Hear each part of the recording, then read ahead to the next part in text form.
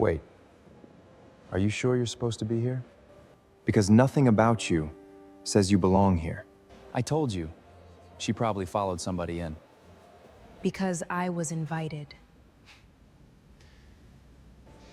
I think we're about to clear this up. He humiliated her for her cheap clothes at a $30,000 wedding. 5 minutes later, he found out exactly who she was. Logan Whitmore had no idea the woman he was humiliating in front of 200 guests was about to become the reason he never looked at a stranger the same way again. But to understand how that night went wrong for him, we need to go back to the moment Maya stepped out of the car. But first, welcome to Crown and Witness Stories. Comment below and tell us where in the world you are watching from. And if you love stories about people who were underestimated, then subscribe so you never miss one. Now, back to the story. Wait, are you sure you're supposed to be here? Logan's voice carried just far enough for the people nearest the entrance to hear it. He wasn't shouting. He didn't have to. There was something about the way he smiled as he spoke that made the words travel farther than volume ever could. He looked Maya up and down once, taking in the plain cream-colored blouse she had tucked neatly into dark trousers, the simple black flats on her feet, and the small canvas shoulder bag resting against her side. Then he let out a quiet laugh. "I'm serious," he said. "Did someone give you the wrong address? Because this isn't the kind of event people just wander into." A few of his friends chuckled behind him. Maya looked at him calmly. "No," she said. "I'm exactly where I'm supposed to be." Logan smiled a little wider. "Really?" He glanced toward Ethan and Bryce before looking back at her. "Because nothing about you says you belong here." Someone nearby laughed. Another guest looked away, pretending not to listen while listening to every word. Logan folded his arms. "I'm not trying to embarrass you," he continued, his tone polished enough to sound almost courteous. "I'm actually trying to save you from embarrassing yourself." Maya didn't answer. She simply held his gaze. That seemed to bother him more than if she had argued. "You should probably head back outside," Logan said, "before security has to get involved." Ethan shook his head with a grin. "I told you," he muttered loudly enough for everyone nearby to hear. "She probably followed somebody in." Bryce laughed under his breath. Several conversations around them slowed. No one stepped in. No one told Logan to stop. People simply watched. It was amazing how quickly a room full of successful, well-dressed adults could become an audience. Maya looked from Logan to Ethan, then to Bryce. Her expression never changed. "I appreciate your concern," she said quietly. "But I'm staying." For the first time, Logan's smile slipped. Just slightly. He wasn't used to people refusing him without raising their voices. He took one slow step closer. "You don't seem to understand." His voice stayed friendly. Too friendly. "This wedding isn't open to the public." "I know. It's invitation only." "I know." "So?" He spread his hands. "Why are you here?" Maya answered with the same calm certainty she had shown from the moment she'd arrived. "Because I was invited." Silence. A heartbeat later, Ethan laughed. Then Bryce joined in. Logan looked over his shoulder at them before returning his attention to Maya. "You were invited?" "Yes." "Personally?" "Yes." He nodded slowly, as though considering her answer. Then he smiled again. Except this time there wasn't even the pretense of kindness. "Interesting." He reached into the inside pocket of his suit jacket. "I think we're about to clear this up." As Logan pulled out his phone, Maya remained exactly where she was. She didn't look nervous. She didn't try to leave. She didn't try to explain herself. She simply waited. In a few minutes, Logan Whitmore would discover exactly who Maya Brooks was. And before the night was over, that single conversation would become the moment he wished he could erase more than any other. The ballroom alone had cost nearly $30,000 to reserve for the evening. That figure told you almost everything you needed to know about the people inside. Crystal chandeliers hung from a ceiling so high they seemed to float. Thousands of fresh white roses framed the marble staircase leading into the reception hall. Soft golden light reflected from polished floors that had been buffed until they looked almost like still water. Professional photographers drifted through the crowd with the quiet confidence of people who knew every photograph they captured would eventually appear in magazines, family archives, or business newsletters.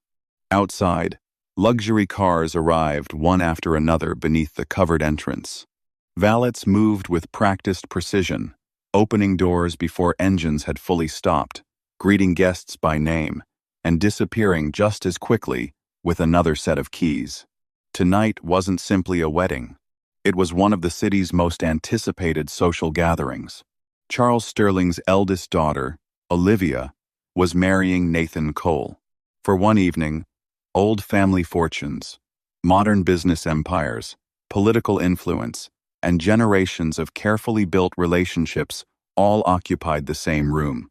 Every tailored suit, every custom gown, every diamond catching the light beneath the chandeliers. Everything quietly announced the same message. Status mattered here. Or at least, most people believed it did. The security team had worked enough events like this to recognize patterns. Raymond had been doing private security for nearly 12 years. Corporate galas, political fundraisers, charity auctions, celebrity weddings.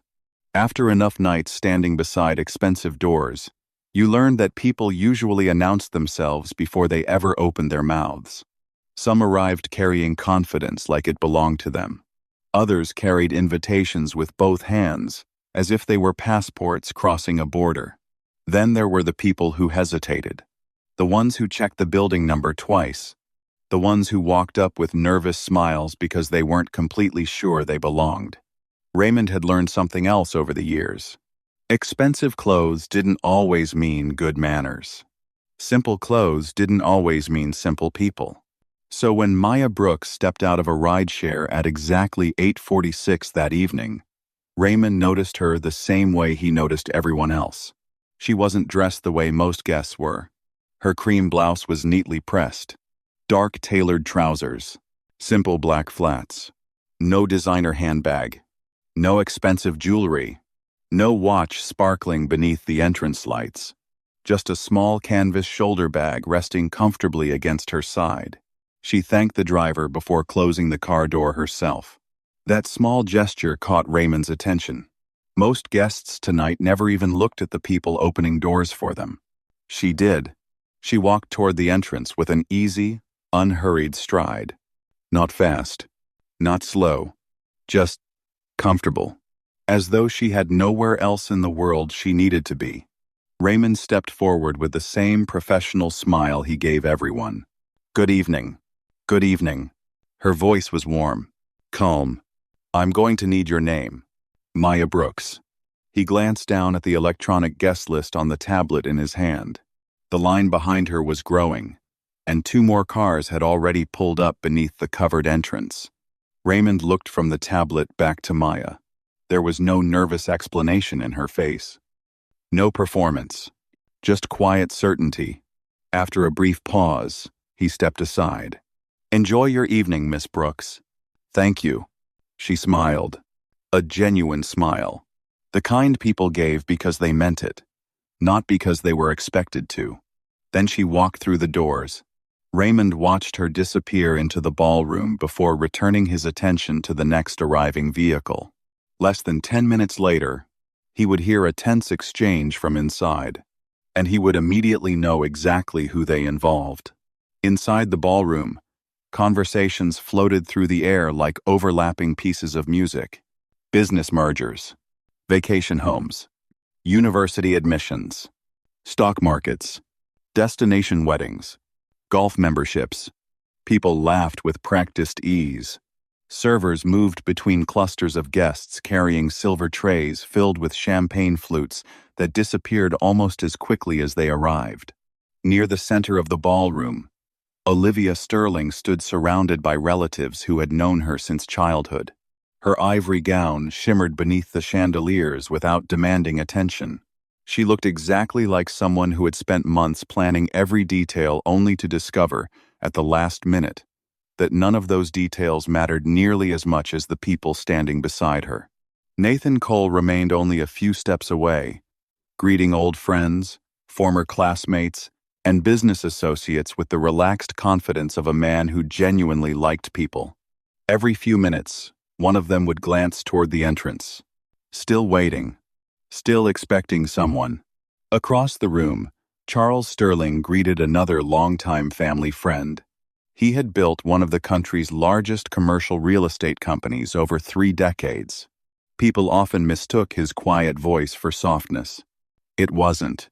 Charles simply preferred listening more than speaking.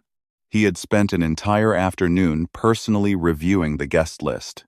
Not because he worried about security, because there was one guest he wanted to make absolutely certain felt welcome. He checked his watch. "Has she arrived yet?" he quietly asked one of the coordinators passing nearby. "I believe so, sir." Charles nodded. "Good. Nothing more.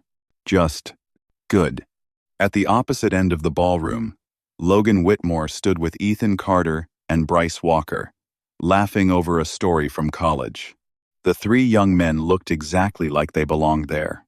Tailored tuxedos, polished shoes, perfectly styled hair. Each of them had grown up attending events where people shook their hands before asking their names. Logan looked around the ballroom. You can tell almost everything about someone in 10 seconds. Ethan nodded. The watch. The shoes. The way they carry themselves. And if they don't belong, Bryce added, they usually leave before anyone has to ask. None of them noticed Maya walking quietly past them. She didn't interrupt anyone, didn't look around in amazement, didn't take photographs of the decorations, didn't pause beneath the chandeliers. She simply continued toward the floor-to-ceiling windows overlooking the city. Maya rested one hand lightly against the cool railing beside the glass. She had always liked cities at night. There was something comforting about watching millions of people live completely different lives at exactly the same moment. Behind her, the whispers had already begun. "Who is she? I don't recognize her. Did she come with someone? I've never seen her at any Sterling event. Maybe she's with the catering company. No, the staff are all wearing uniforms. Then who invited her?" Maya heard pieces of every conversation. She didn't turn around. She had heard versions of those whispers before, not just in ballrooms, in restaurants, hotels, boardrooms, airports. People often assumed they were speaking quietly. Most of the time, they weren't. The whispers spread the way they always do in rooms like this, quietly, almost politely. A woman near the dessert table leaned toward her husband. "Do you know who she came with?" "I don't recognize her." Within moments, half a dozen conversations had shifted toward the young woman standing alone beneath the glass. Maya heard enough to understand what was happening. She always did. She didn't turn around. Behind her, Logan noticed the direction everyone else was looking. He followed their eyes. "There she is again," Ethan said. Logan studied Maya from across the ballroom. She wasn't speaking to anyone. She wasn't trying to introduce herself. She wasn't wandering around pretending she belonged. She simply stood there as though she had every reason to be exactly where she was. That bothered him, more than he expected. "Who is she?" he asked. Ethan shrugged. "No idea." Bryce looked over for only a moment before returning to his drink. "I haven't seen her before." Logan narrowed his eyes slightly. "Neither have I." He watched Maya for several more seconds. Then he noticed something else. Nobody else had gone over to speak to her. People were watching, judging, wondering, but no one was asking. Logan smiled to himself. "I'll find out." Bryce looked at him. "For what?" "Because if nobody knows who she is, somebody should." Ethan chuckled. "I knew you were going to say that." Logan handed him his champagne. "I'll be right back." He crossed the ballroom with the relaxed confidence of someone who had never questioned whether he belonged anywhere. Several guests noticed where he was heading. Their conversations slowed, not because they expected an argument, because they sensed one. Maya heard the footsteps, before she turned. Logan stopped at a measured distance away. Not close enough to seem aggressive, just close enough to make clear she had been noticed. "Good evening," he said. She met his eyes. "Good evening." His smile was practiced, friendly enough to avoid criticism, confident enough to establish control. "I hope you don't mind me asking something." "Go ahead." He gestured lightly toward the ballroom behind them. "Are you here with someone?" Maya nodded once. "I am. I was wondering because..." He let the sentence hang for a moment before looking briefly at her clothes and back to her face. "I don't think we've met before." "We haven't. I'm Logan." "I know." That caught him slightly off guard. "You do?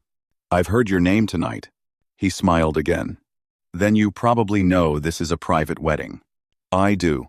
And invitations were carefully managed. They were. His smile became thinner. Every answer she gave sounded calm, complete. There was nothing for him to argue with. "So," he said, folding one hand loosely into his pocket. "Who invited you?" "Nathan." "The groom?" "Yes." Logan gave a short laugh. Not because the answer was funny, because he didn't believe it. "Nathan Cole invited you personally?" "He did." Ethan and Bryce had wandered closer without interrupting. Neither of them spoke. They simply listened. Logan glanced toward them before returning his attention to Maya. "I'm going to ask you something, and I hope you don't take it the wrong way." She waited. "Do you have your invitation with you?" "No." "No? I didn't need one." Logan looked at her for a long second. Then he smiled again. Only this time the smile carried something colder. "I'm sure this is all just a misunderstanding," he said. "Let's clear it up." He reached into his jacket and took out his phone. "I'm going to call Nathan." Maya didn't object. She didn't offer another explanation. She simply nodded once. "That's fine." For the first time since walking across the ballroom, Logan expected resistance. Instead, he found complete certainty. And somehow, that made him even more convinced he was about to prove her wrong. Logan unlocked his phone with one hand. He did not take his eyes off Maya while he searched for Nathan's name. That was intentional. He wanted her to see the confidence. He wanted her to understand that the lie, if it was a lie, had reached the end of its usefulness. Ethan leaned slightly toward Bryce. "This is about to be awkward." Bryce didn't answer. He was watching Maya. There was something about her stillness that made him uneasy. Not scared, just uncertain. Most people, when cornered in public, did something. They talked too fast. They smiled too hard. They became angry before anyone accused them of anything. Maya did none of that. Logan typed quickly. "There's a girl by the windows saying you invited her. Maya Brooks. Do you know her?" He pressed send. Then he lifted his eyes. "Shouldn't take long." Maya said nothing. On the other side of the ballroom, Nathan Cole was standing beside Olivia's grandmother while a photographer adjusted the angle of her corsage. Nathan had one hand lightly on the elderly woman's chair, and the other wrapped around a champagne flute he had barely touched. When his phone vibrated, he glanced down only because he expected another message from the coordinator. He read Logan's text. Then he read it again. His face changed immediately. Not with confusion, with recognition, then relief. He handed his glass to the nearest groomsman without looking away from the message. "Excuse me for 1 second." Olivia's grandmother smiled. "Everything all right?" Nathan was already moving. Better than all right. He crossed the ballroom quickly. Not running, but close enough that several guests turned to watch him. Logan noticed him coming first. His smile sharpened. "There he is." Ethan straightened. Bryce took half a step back. Maya turned only when Nathan was close enough for her to hear his footsteps. The moment Nathan saw her properly, his entire expression opened. "Maya." He said her name like he had been waiting all night to say it. Then he reached her, took both her hands, and pulled her into a warm embrace in front of everyone standing nearby. The silence that followed was not complete. The music still played. Servers still moved. Glasses still touched softly against trays. But the people closest to the windows stopped speaking all at once. Logan's hand lowered slightly, his phone still open in his palm. Nathan pulled back and looked at Maya with genuine concern. "Why didn't you tell me you were here?" "I didn't want to interrupt you." "Interrupt me?" He almost laughed. "Maya, it's my wedding. You're one of the few people I actually wanted to see tonight." That sentence moved through the nearby guests, faster than any announcement could have. Ethan's smile disappeared. Bryce looked at Logan. Logan kept his face still, but something behind his eyes had begun to shift. Nathan glanced from Maya to Logan, then to Ethan and Bryce. He understood enough without being told. "What happened?" Maya answered before anyone else could. "Nothing." Logan spoke almost at the same time. "Nothing." The two answers landed together. Nathan looked at Maya first, then at Logan. He didn't believe either of them. But this was not the place. Not yet. He turned back to Maya and placed one hand gently at her shoulder. "Come on. Olivia's been asking if you made it in, and Charles will never forgive me if he finds out you were standing here alone." Maya gave him a small smile. "I was fine." "I know you were." Nathan's voice softened. "That's not the point." He turned slightly, making room for her to walk beside him. As they moved away from the window, the crowd parted without being asked. No one made it obvious. No one wanted to look as if they were reacting. But they were. People who had been whispering minutes earlier suddenly found reasons to adjust their posture, smooth their jackets, or look down into glasses they had already emptied. Logan remained exactly where he stood. Ethan leaned toward him. "Do you know her?" Logan didn't answer. Bryce spoke quietly. "I don't think she's random." Logan's jaw tightened. Across the room, Nathan led Maya toward Olivia. The bride saw her and immediately stepped away from the group surrounding her. "Maya." Olivia's voice carried just enough for nearby guests to hear the warmth in it. She reached Maya and hugged her carefully, mindful of her gown. "You came." "Of course I came." Olivia pulled back, smiling.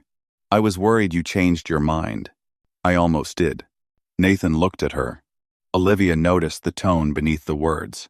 "What happened?" Maya glanced back once. "Not long. Just enough." Olivia followed her eyes to Logan. Her smile faded a little. Nathan leaned closer and said something quietly in her ear. Whatever he said made Olivia's expression change completely. Not dramatically, but enough. She looked toward Logan again, this time with understanding and disappointment. That was when the first person said Maya's full name out loud. Not Nathan. Not Olivia.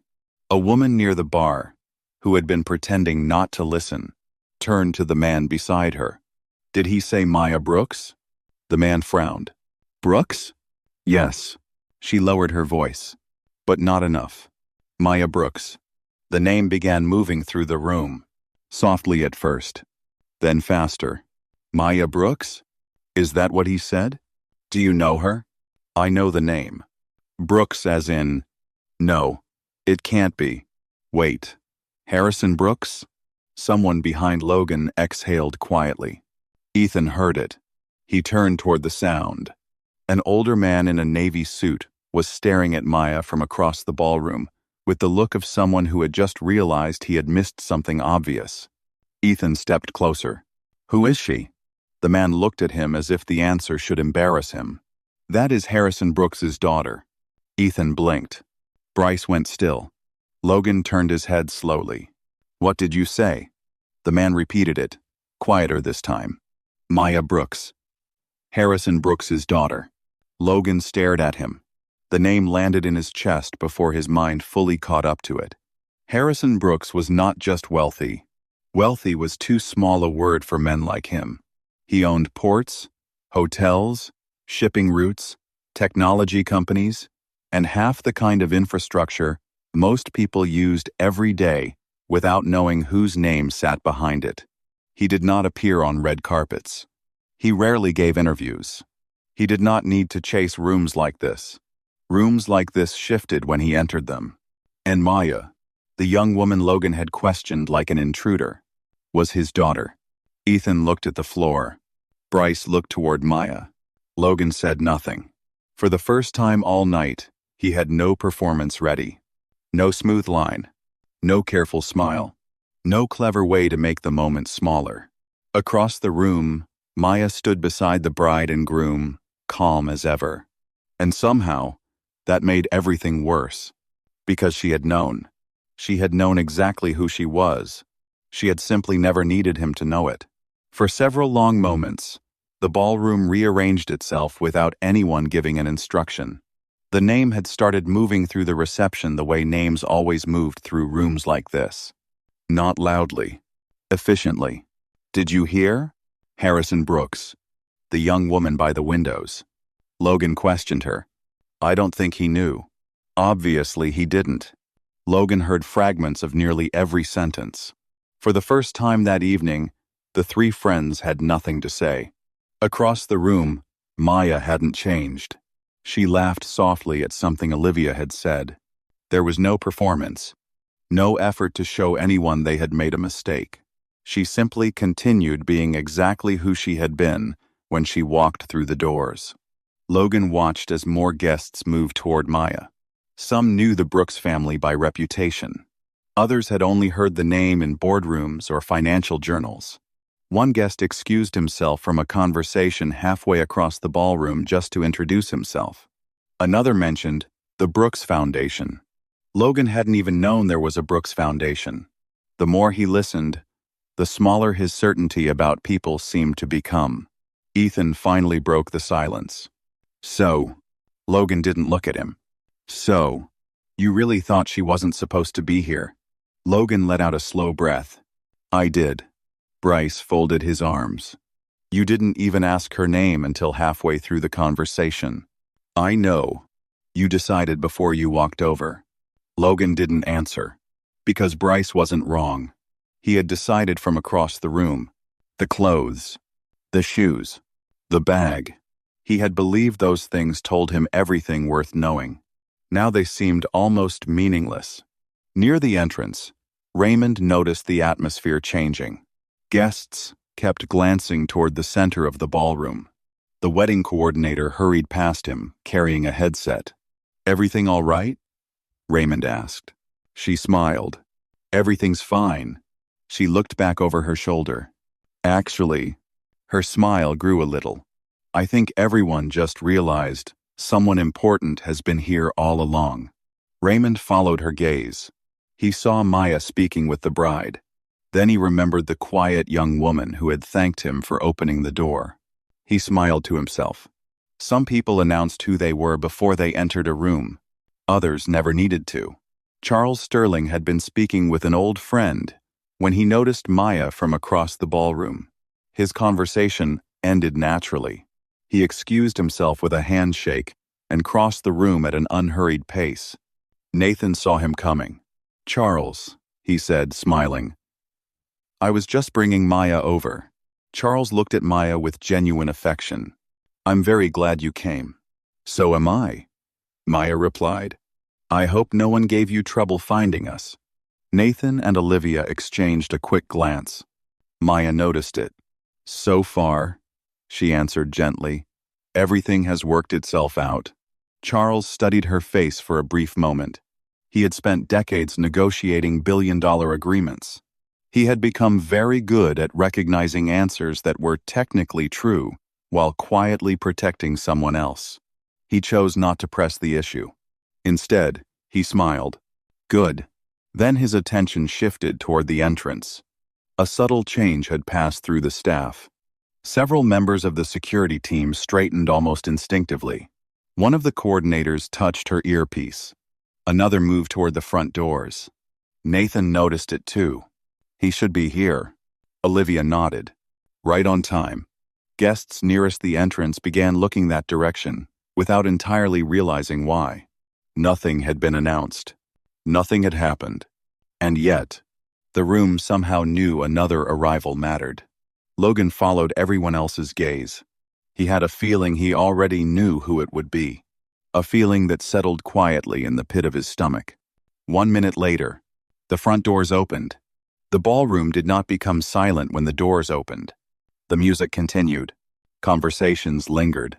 Champagne glasses still caught the warm light beneath the chandeliers. But attention shifted. It happened almost instinctively. People closest to the entrance glanced over first. Those farther away noticed the movement before they noticed the man. Harrison Brooks stepped inside without ceremony. No announcement followed him. No assistant cleared a path. He wore a charcoal gray suit that fit perfectly without trying to impress anyone. No flashy watch. No visible display of wealth. Just quiet confidence. Raymond was the first to greet him. "Good evening, sir." Harrison smiled warmly. "Good evening. Welcome." "Thank you." Their exchange lasted only a few seconds. Then Harrison continued into the ballroom. Charles Sterling was already walking toward him. The two men met halfway across the entrance. They shook hands with the familiarity of people who had known one another for years. "It's good to see you," Charles said. "You too. I'm glad you made it. I wouldn't have missed tonight." They exchanged a few quiet words before Charles gestured toward the reception hall. "She's already here." Harrison nodded once. "I saw her." From where he stood, Maya was easy to find. Not because she was trying to stand out, because Harrison always found her first. His eyes moved through the room only once before settling on his daughter. He excused himself from Charles with a polite smile. "If you'll forgive me." "Of course." Harrison walked across the ballroom. Several guests greeted him as he passed. He acknowledged each of them with the same courteous nod. He never slowed. His destination had never changed.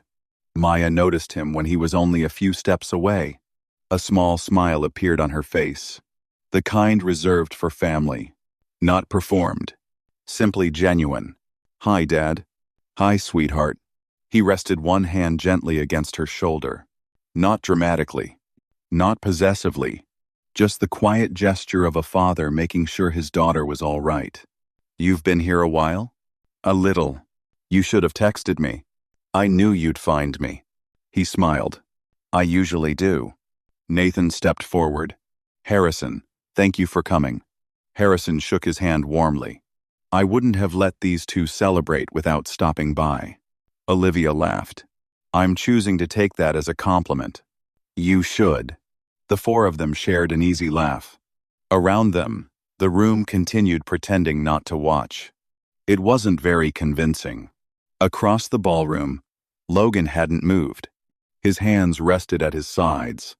His shoulders were no longer as relaxed as they had been 20 minutes earlier. Ethan leaned toward him. "That's really him." Logan gave the slightest nod. "I know." Bryce watched Harrison speaking quietly with Maya. "They look alike." It was true. Not in obvious features, but in the way they stood. The same calm posture, the same measured movements, the same habit of listening before speaking. It was almost as if stillness itself had been passed from father to daughter. Logan couldn't stop replaying the conversation in his head. Every question, every assumption, every smile he had mistaken for certainty. None of it sounded the same anymore. She hadn't once looked back at him. She wasn't trying to embarrass him. She wasn't pointing in his direction. She had simply moved on. Somehow, that made the weight of the moment even heavier. Charles rejoined Harrison a few minutes later. "I hope everything has been comfortable." Harrison glanced briefly toward Maya before answering. "I'm sure it has." The wording caught Charles's attention. Not because of what Harrison said, because of what he didn't. Charles followed Harrison's eyes toward Logan, then back again. He understood there was more to the evening than anyone had told him. He didn't ask. Across the room, Logan set his untouched champagne on a passing server's tray. He knew exactly what he needed to do. He just wasn't sure he deserved the chance to do it. "I'm going to talk to her," Logan said quietly. Neither Ethan nor Bryce answered. Some conversations had to be walked into alone. He started across the ballroom. Maya had just finished speaking with Olivia when she noticed him approaching. Nathan saw him too. His conversation stopped. Neither he nor Olivia stepped between them. Harrison also noticed. He simply rested one hand lightly around his glass and waited. Logan slowed as he reached Maya. For the first time that evening, he looked uncertain, not embarrassed in a theatrical way, just honest. "Could I have a minute?" Maya looked at Nathan, then back at Logan. "Of course." Nathan and Olivia stepped away. Harrison remained where he was, speaking with Charles Sterling. Now it was only Maya and Logan. The music drifted gently through the ballroom. Life continued around them. Logan looked at Maya for a long moment before speaking. "I owe you an apology." She waited. "When I walked over to you..." He stopped himself. "No." He shook his head. "Before I walked over to you, I'd already decided who you were." He gave a quiet, self-conscious smile. "Actually, I'd decided who you weren't." Maya remained silent. "I looked at your clothes." He glanced down briefly. "I looked at your shoes. I looked at the bag on your shoulder. And somewhere in my head, I convinced myself those things told me everything I needed to know." He exhaled slowly. "They didn't." A few seconds passed. "I embarrassed you. I questioned you. I made sure other people were watching while I did it." He met her eyes. "That wasn't respectful. It wasn't kind. And it wasn't fair. I'm sorry." He stopped talking. There was nothing left to add. No excuse.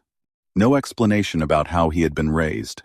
No attempt to soften what had happened. Just the apology. Maya held his gaze. She noticed something different. The man standing in front of her now wasn't trying to win an argument. He was trying to tell the truth. Finally, she spoke. "Can I ask you something?" "Anything." She tilted her head slightly. "If my last name had never come up tonight, if my father had never walked through those doors, would you still be standing here?" The question settled between them. Logan looked down for a moment. He could have chosen the easy answer. He could have said yes. He could have protected himself. Instead, he looked back up. "I don't know." His honesty surprised even him. He continued, "I'd like to think I would. But if I'm completely truthful..." He gave a small shake of his head. "I think finding out who your father is forced me to look at myself." He paused. "That's what got me walking across this room." Another pause. "But once I started thinking about it, I realized I would have been wrong no matter who your father was." Maya studied him for several quiet seconds. There was no bitterness in her expression. Only thought. "I appreciate you answering honestly. I wasn't sure you'd believe me." "I believe you." Logan looked almost relieved. "But believing you," Maya continued gently, "doesn't erase what happened." "I know." "It shouldn't." "No." He nodded. "It shouldn't." The silence returned. This time it felt different. Not uncomfortable, just reflective. Finally, Maya smiled. Small. "I forgive you." Logan blinked. "You do?"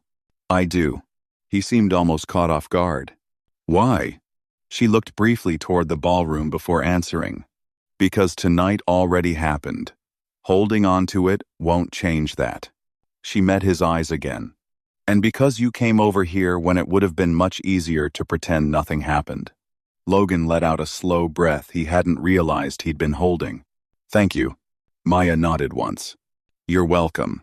Neither of them noticed Harrison glance in their direction from across the room. He didn't interrupt.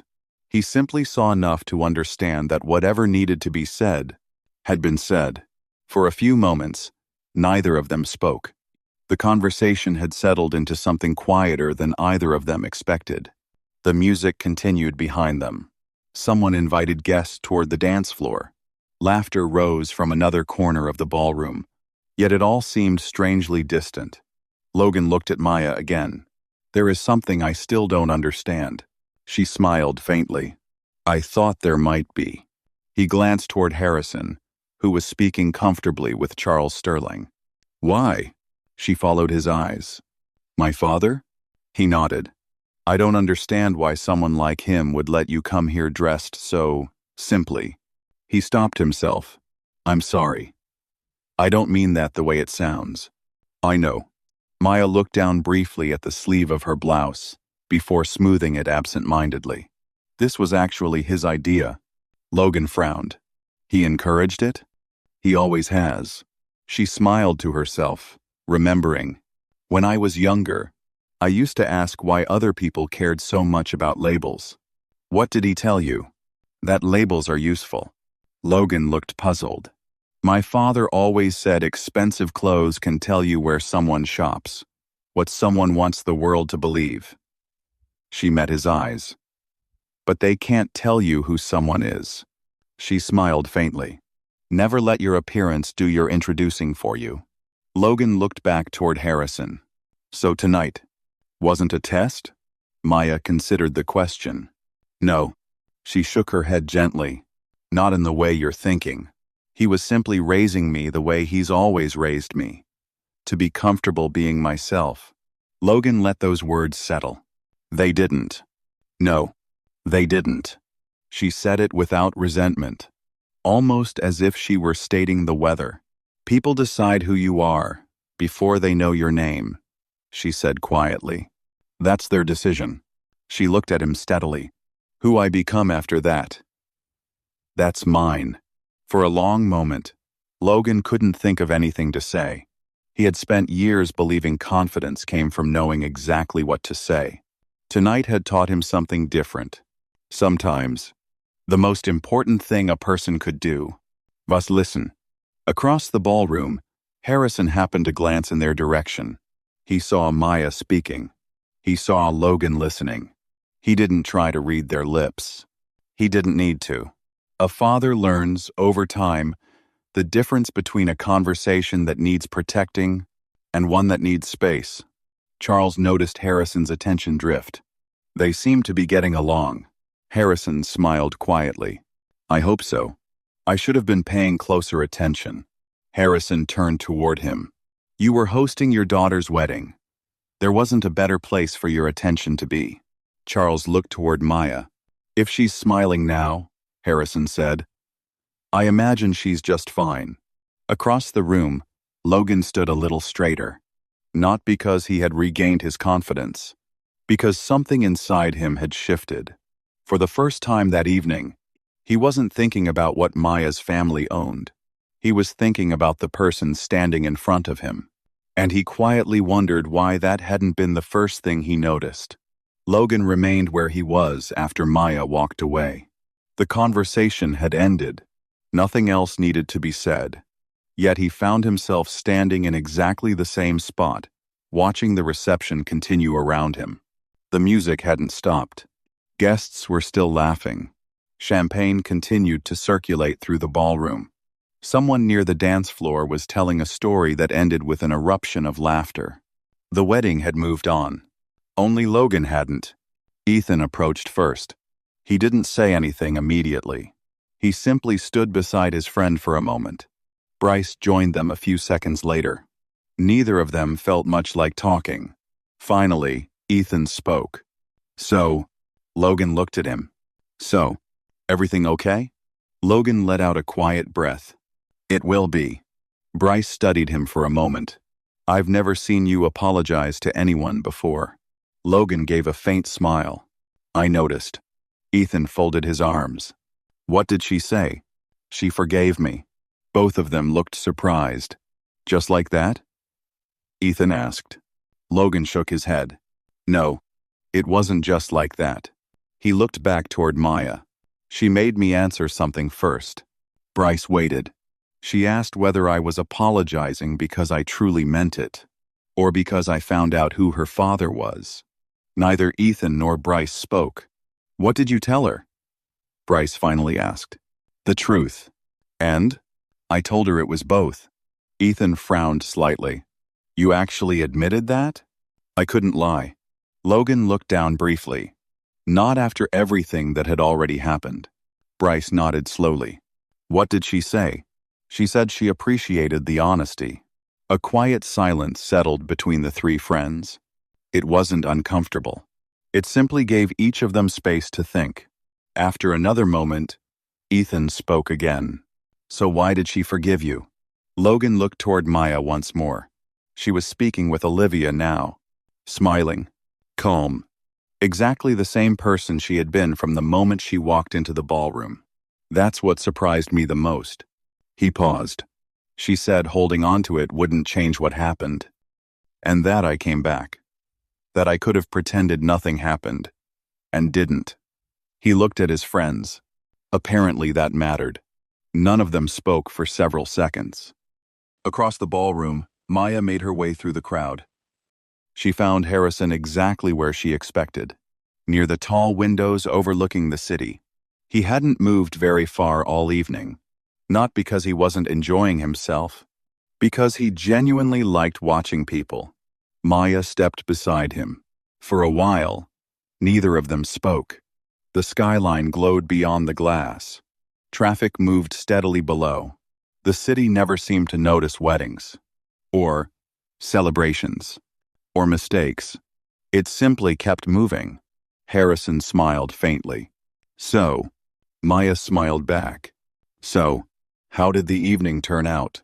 She looked out at the lights before answering. "Better than it started." She folded her hands in front of her. "He came back. I noticed. He apologized. And? I believed him. I did." Another brief silence settled between them. "What did you do?" he asked. "I forgave him." He nodded slowly. Not with surprise. With quiet approval. "I thought you might." Maya looked at him. "You aren't going to ask exactly what happened?" He smiled. "If you wanted me to know every detail, you would have already told me." She laughed softly. "That's true." He rested his forearms lightly against the railing. "Do you think he understood?" Maya thought about Logan standing beside her only a few minutes earlier. She remembered the way his confidence had disappeared, the way he had stopped trying to defend himself, the way he had listened. "I think he did." Harrison looked back toward the ballroom. "That's rare." Maya followed his gaze. "It is." Harrison rested a hand gently on her shoulder. "Good." That was all he said. He didn't need to say anything more. She already knew.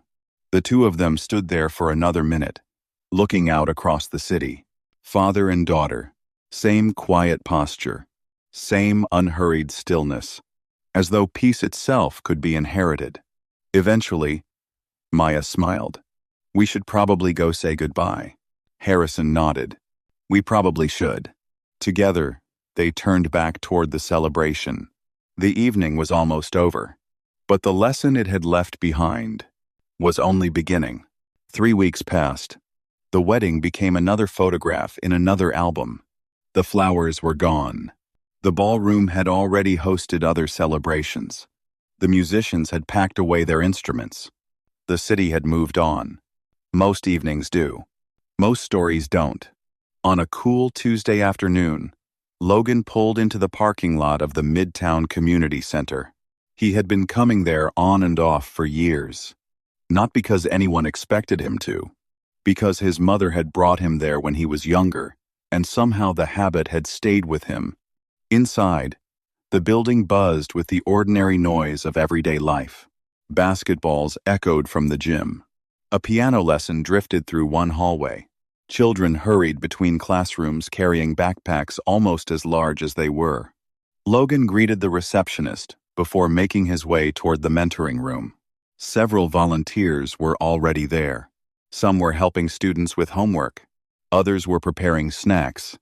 Everything felt comfortably ordinary. As he walked farther inside, he noticed a teenager sitting alone near the back wall. 17. Maybe. Oversized hoodie. Worn sneakers. A backpack resting against one leg.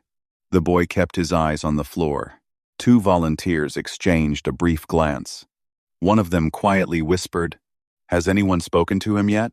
The other shrugged. "I don't think so." Logan stopped walking.